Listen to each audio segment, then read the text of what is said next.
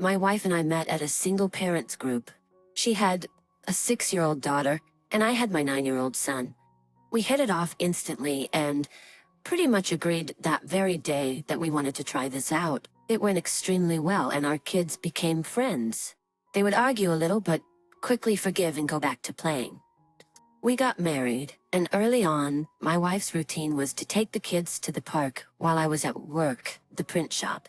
Since we lived in New York City, we had GPS trackers activated on our phones, which offered some peace of mind. I didn't check it every day. I mostly just took my wife's word for it when she said she was going to the park or shopping. I checked more often when this routine began, but then I learned to have faith that everything would be fine. After a few years, my wife suddenly started coming home with more stuff, but the money wasn't leaving our account. It took me a while to notice this, and when I finally asked my wife about it, her answer seemed rehearsed. She said she was an excellent bargain shopper, and I didn't need to worry about her wasting the money I earned.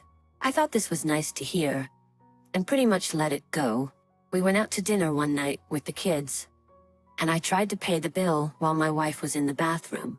I realized I left my card in different pants, so I looked in her wallet for the bank card to the account we shared. Instead, I found a bank card with AP's name on it. I took a picture with my phone while the waiter stared at me like I was crazy. Then AP paid for dinner.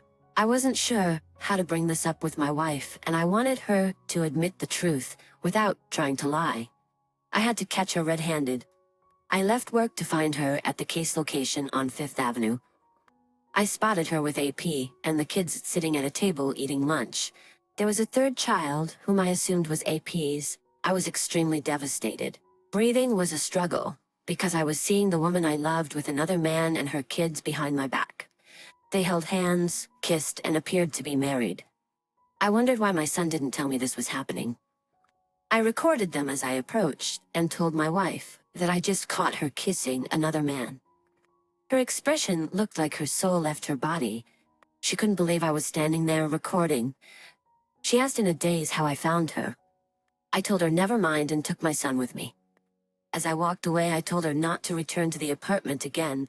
Her daughter started crying and called me Daddy, which broke my heart. That's when my wife started crying, and I realized strangers had stopped to watch what was happening. When I got home, I watched the video I recorded again, and heard something I didn't hear at the moment. My wife told me AP's wife had just died, as if that was a reason for her to be kissing and spending time with him. I had the guy's name off his bank card, so I looked him up.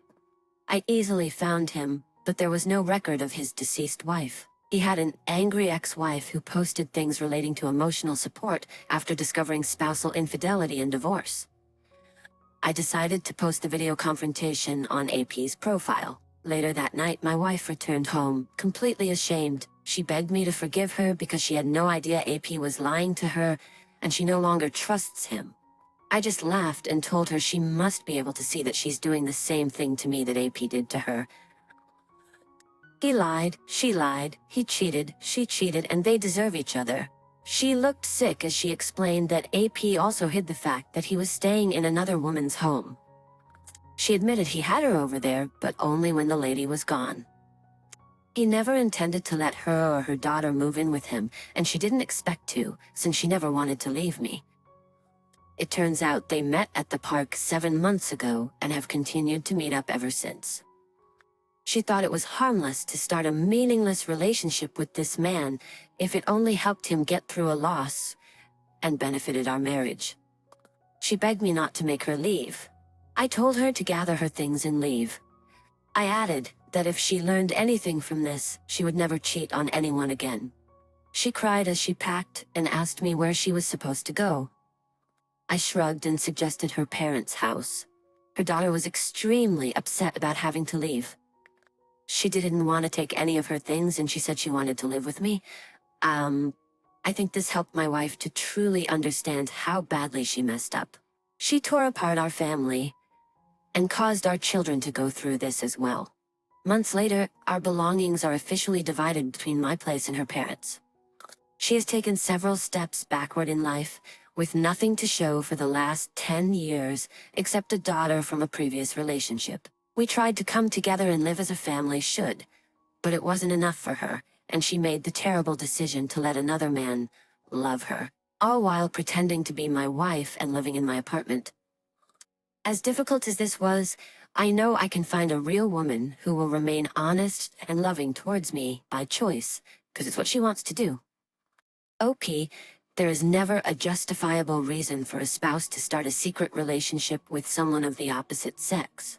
She may have initially justified it by saying they were just friends, but that is how all relationships start. And if he was lying about his wife dying to make himself appear desperate for love, it's clear he expected more from the beginning. She also involved the children, which is always a terrible complication. Her daughter was clearly very attached to you, and she will have a hard time forgiving her mother for ruining a loving and happy situation. It's shocking to me that she thought this would be harmless, but she probably only said that because she was caught and never expected to be. Thank goodness you found a clue and followed her that day. Thank you for sharing your story. Now, let's move on to our second story for today. My wife was raised by a single parent who struggled financially and often found herself in unstable living situations. Her small family resented her, labeling her as an unexpected burden.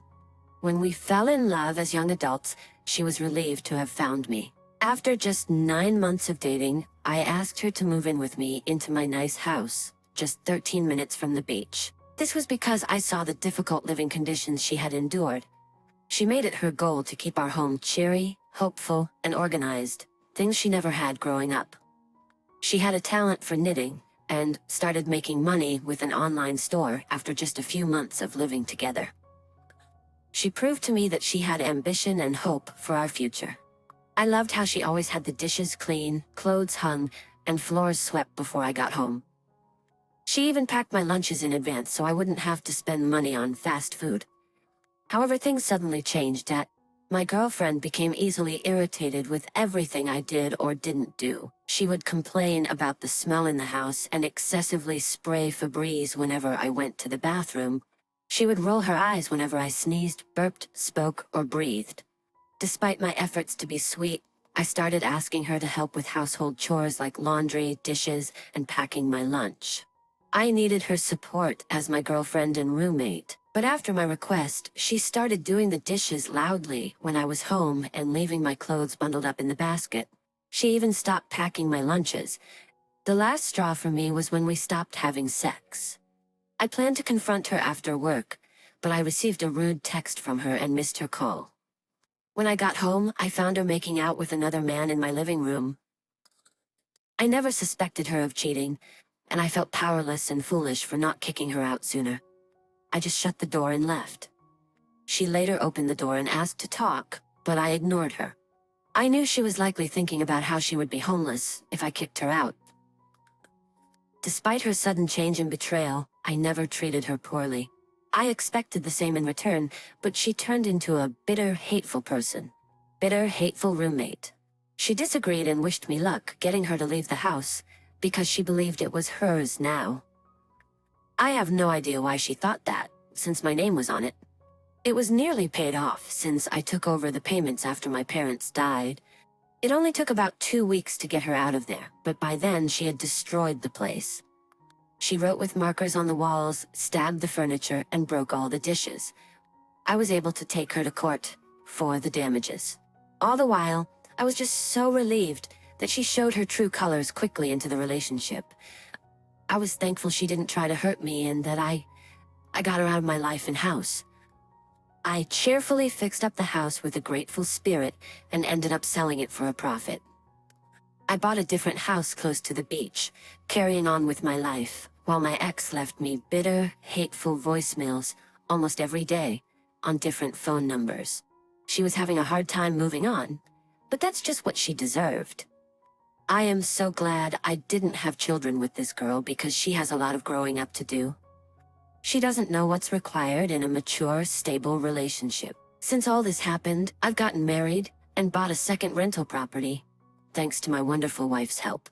I wanted to share this terrible story so that anyone else going through something like this knows that they do not need to stay with someone who starts treating them poorly. There's no excuse for it, and living in an environment like that is terrible for anyone's well-being.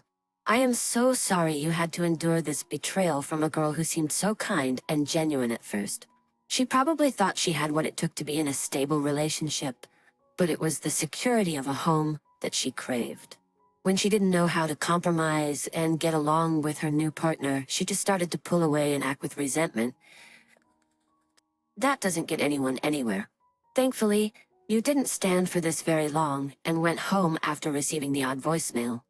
Even though she was a terrible mistake, there was no way you could have known until you tried, and she taught you some valuable lessons. I'm sure that after handling this and getting her out of your life, you've become stronger and more prepared for the future.